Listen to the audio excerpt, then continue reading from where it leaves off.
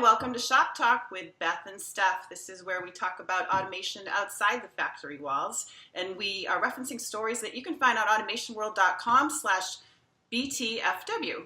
So we're going to talk about 4 stories today, and self-driving vehicles is obviously a hot topic. And Beth, you have led the coverage for us on this topic. So what is your latest find?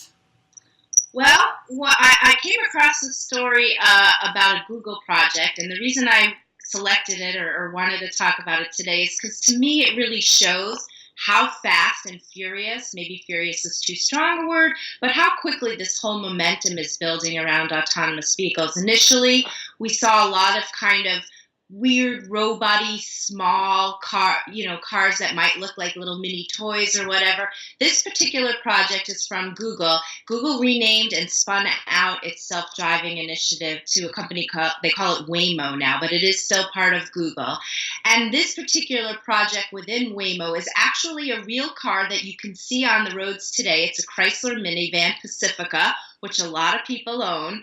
And this particular version of it was built specifically for autonomous vehicles. So I think they took like 6 months to meld all the technology into the car. So the sensors, the control systems, the software, all of that. It's not like they took an existing model and just glommed on a few capabilities.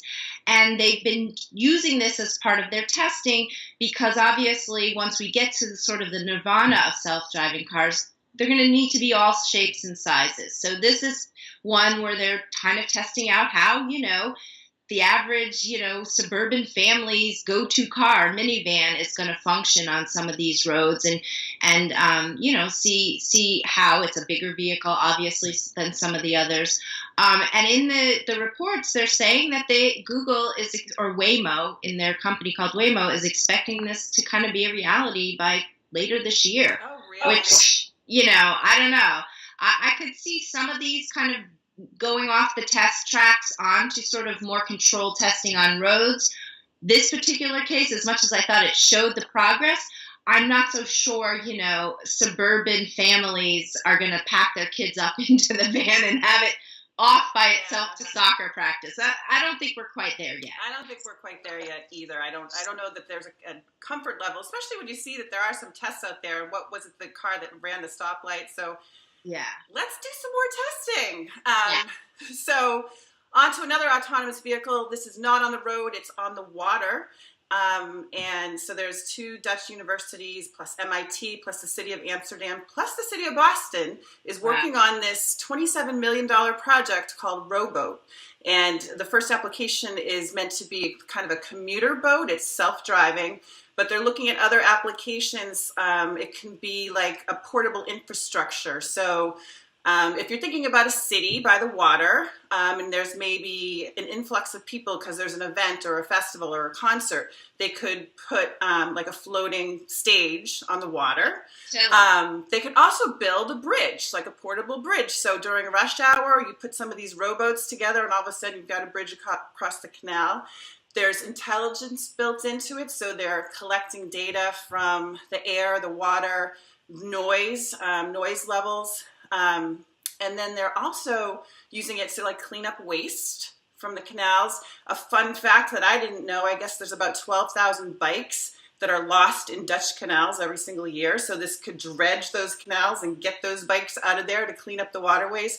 So there's a lot of cool applications. They're starting the testing in Amsterdam this year.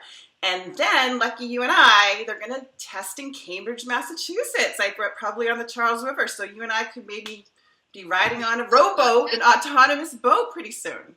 That's interesting. Now that to me sounds like there's much more immediate applicability and use case than some of these other, self-driving cars things, which you definitely want to see the momentum, but I'm not so sure we're ready to turn the ignition on them yet. Yeah, absolutely.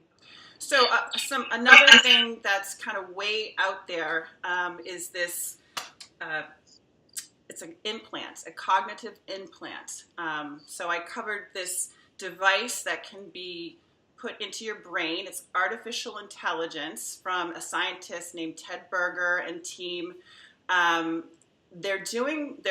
It's interesting because we report on artificial intelligence in the computers, and now we're sort of bringing all that we've created as people and putting it back into our brains. So I don't know if that's cool or creepy. I think that people are still on the fence. He's said in interviews that people call him crazy, but I'll tell you what, the brain is a neural network, and this hippocampus is the area of the brain where learning and memory takes place. So if you've had a brain injury or an Alzheimer's patient or somebody with just really bad short-term memory, like myself, or long-term memory. Those senior moments, right? Yeah, I know. It's basically a chip with software code. And it mimics the neural patterns in your brain, and it can help short-term memory turn into long-term recall. So this is way out there, but interesting application, I thought. So that is implanted in your head? Yep. Yeah, okay. Moving on. Moving on. Tell us about this robotic animal. Yeah, so in keeping with your, obviously there are great use cases for that, and one of which is helping people who've had memory loss or Alzheimer's. And so the thing I wanted to talk about kind of is targeted at Alzheimer's patients and elderly patients specifically.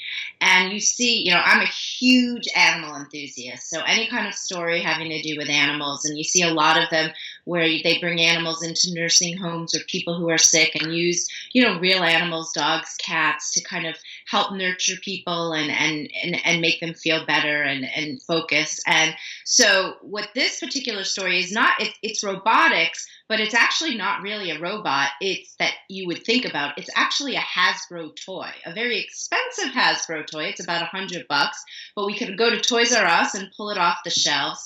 And what these hospitals in New York are doing is for some of their elderly and Alzheimer's patients who, have probably episodic instances where they're upset or something happens because of the memory issues, and they don't have a real live animal on hand. They've been giving them these robotic toy cats, and I think it's just cats, but it could be dogs as well, and using them to soothe and calm the patients. And I think the cool thing is, obviously this could have applicability with sort of more sophisticated robotic animals. And apparently they do use some of these in hospital treatment centers, but they're very expensive. So some hospitals can't afford them, or nursing homes can't afford them. Obviously, individuals might not be able to afford them. So I thought this was a great use case showing the potential of what you could do with more sophisticated technology, but also showing accessibility with, a toy that has a control system and, maybe a tiny bit of embedded software to kind of, help these patients that are struggling so deeply. So I don't know, that struck my fancy. I love it. It's a great application. So thanks for covering that. And thanks, everybody, for joining us. That's it for this week. You can find these stories and other stories on automationworld.com/BTFW, Beyond the Factory Walls. Sign up for our newsletter and get these stories in your inbox. And meet us here on the automationworld.com YouTube channel. So until then, bye. Bye-bye.